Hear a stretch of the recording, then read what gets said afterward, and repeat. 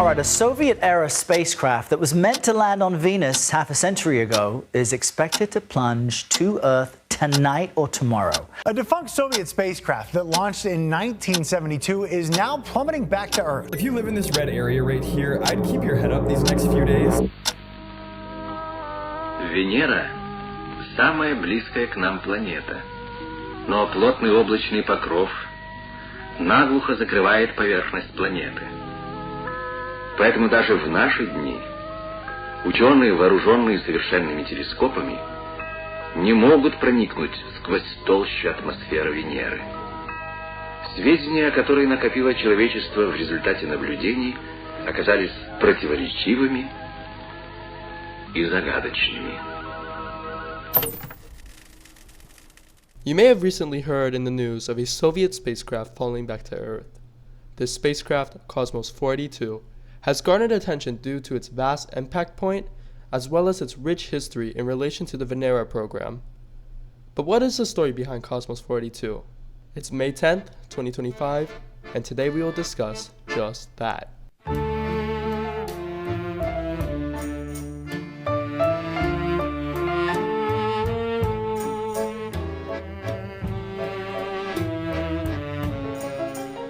The Venera program began in 1961 following the launch of the Venera 1 VA space probe. Its primary goal was to thoroughly study the second closest planet to the Sun, Venus. For context, the program was introduced during the height of the space race.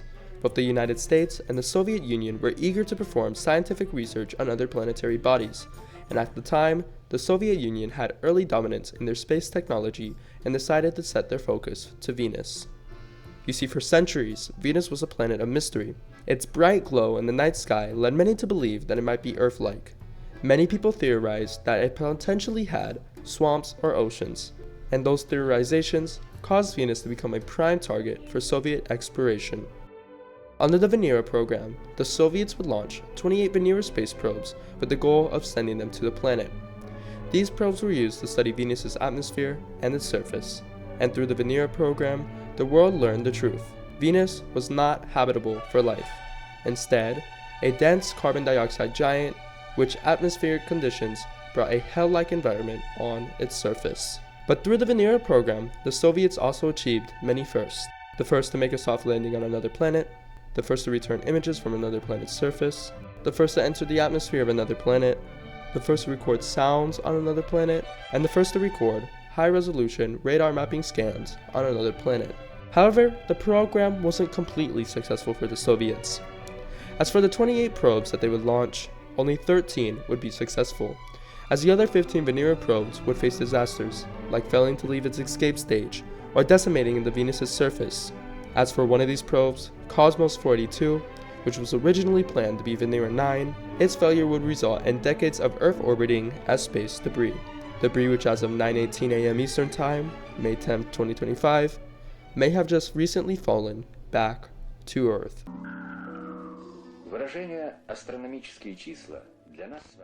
Kosmos 482 was launched at the Baikonur Cosmodrome on March 31, 1972, 4 days after the Venera 8, which successfully landed on Venus. Kosmos 482 had an identical mission and build to Venera 8. According to NASA, Kosmos 482 comprised a carrier bus and lander probe with a total launch mass of 1,184 kilograms. The lander probe was an isolated spherical pressure vessel, and it had a top shell that would be jettisoned on atmospheric entry to deploy the 2.5-meter parachute and expose the antenna and instruments. The probe was battery powered, and its instrumentation included temperature, pressure, and density sensors, as well as an accelerometer, radio altimeter, anemometer, gamma-ray spectrometer, gas analyzer, visible photometers, and radio transmitters.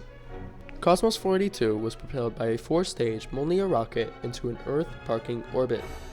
This orbit was meant to correct Kosmos into a Venus transfer trajectory before it continued propelling itself towards the planet. However, the Molniya rocket's third upper block stage, which was supposed to be used to begin its trajectory from parking orbit, failed to ignite, keeping Kosmos 482 stuck in Earth parking orbit.